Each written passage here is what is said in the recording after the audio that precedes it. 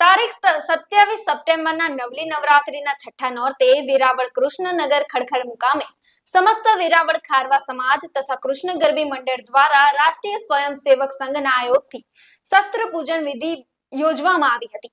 આ પ્રસંગે અખિલ ગુજરાત માછીમાર મહામંડળના પ્રમુખ અને ગુજરાત મેરીટાઈમ બોર્ડના પૂર્વ ડાયરેક્ટર કિશોર કુહાડા તથા વેરાવળ ખારવા સમાજના પટેલ અને પાટણ સનાતન હિન્દુ સેવા સમાજના પ્રમુખ જીતુ કુહાડા ઉપસ્થિત રહ્યા હતા।